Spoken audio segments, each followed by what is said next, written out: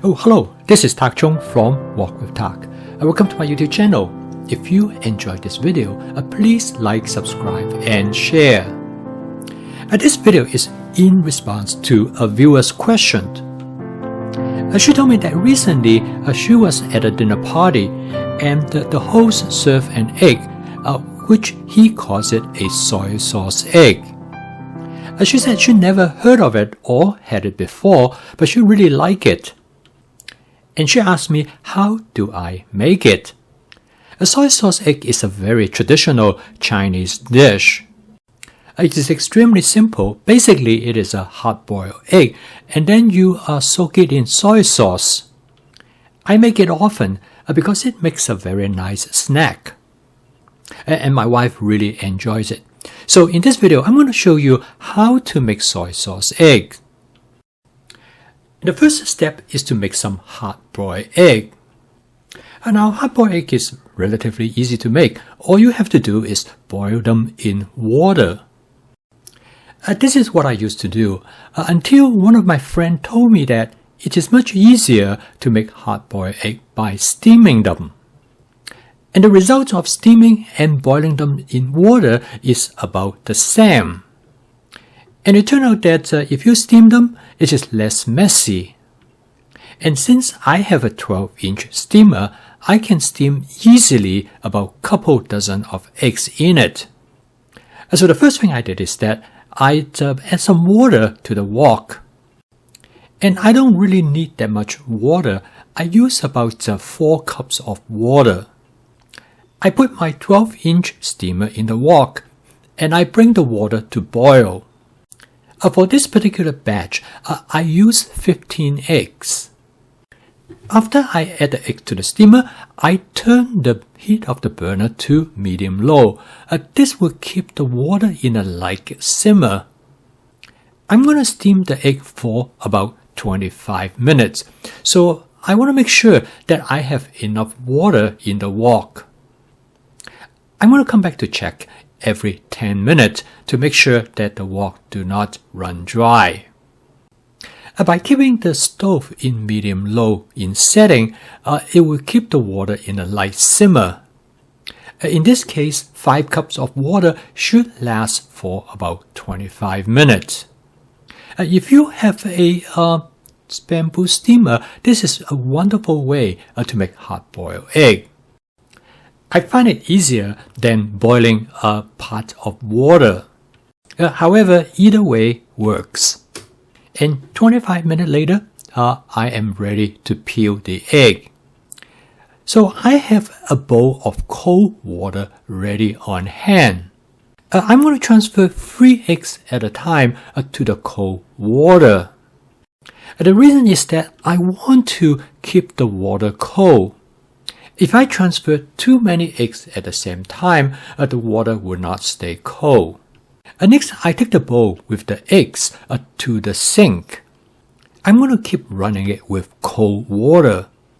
This will help me to cool down the egg. Now, this turned out to be a critical step. So the next step is for me to peel the shell from the egg. As you can see here, the shell comes off very easily. In the past, sometimes I have trouble peeling the shell because there is a membrane underneath the shell. This membrane connects the shell to the white of the egg. If this membrane sticks the egg of the shell and the white of the shell together, you will end up tearing the egg white from the egg. At the same time, it makes the peeling very difficult.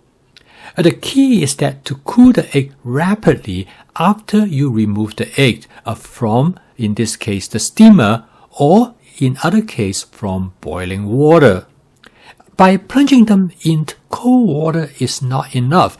You have to take it over the sink and then continue to run cold water because the egg holds heat very well. When you're peeling the egg, if you have problem, it's because the temperature is not cold enough. When you're running cold water over the egg, you can tell whether the egg has cooled down or not. And this is the reason that I only do 3 eggs at a time. If I add too many eggs to the water in the container, the heat of the egg will warm up the water. This will prevent the eggs from cooling. In this case, that thin membrane will not detach.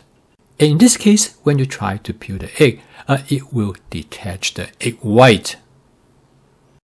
The end result is that the appearance of the egg will be distorted. Here's an example when I did another batch of eggs. As you can see here, the steamer can accommodate quite a few eggs. For this steaming batch, I used 2 dozen eggs. Here's a mixture of commercial eggs and some farm eggs. These eggs come from the chickens raised by the grandsons of my neighbor. I placed the peeled eggs in a small saucepan. This saucepan is large enough to accommodate about 2 dozen eggs. The simplest way to make soy sauce eggs is to use 1 part of soy sauce to 1.5 parts of water. The soy sauce I use is a medium soy sauce that is made by Kikkoman. The ratio of the soy sauce to water depends on 2 factors. First is the difference in saltiness between different brands of soy sauce. You might have to vary the ratio of 1 part of soy sauce to 1.5 parts of water. The second factor is that depends on how salty you want the eggs. So there will be a little bit trial and error to get to the desired saltiness that you want. You can save the soy sauce and store them in the refrigerator and use it again. If you notice that in the beginning, I poured the soy sauce through a strainer, I am reusing this soy sauce. I use the strainer to remove the debris of pieces of eggs that come from the last time I used this sauce. I check the flavor of the soy sauce and make sure that it's about the right flavor. Because each time when you use it, the soy sauce becomes diluted and the flavor will be less intense. In this case, I will pour off a little bit of the old soy sauce. I then add some new soy sauce to make sure I got the flavor right. I then put the cover on the saucepan. I put the pan on the stove and I set the heat setting to low. This will keep the egg under a low simmer. This will help the soy sauce to penetrate into the egg. And I will let it simmer for about 1 hour. I then turn off the heat and I let the egg to sit in the soy sauce for another hour. This will let the egg to cool before I transfer it to a plastic container. After the egg has cooled, I will slice them in half. And then I store them in plastic containers. This soy sauce egg is very versatile. In addition to snacking on them, you can use them over a ramen noodle soup, or you can use it as a condiment in a meal. I post a video each day to help you to make home cooking practical, efficient, creative, and fun using my fast cooking system. If you'd like to learn more about my cooking system, please subscribe to my YouTube channel. Keep on cooking.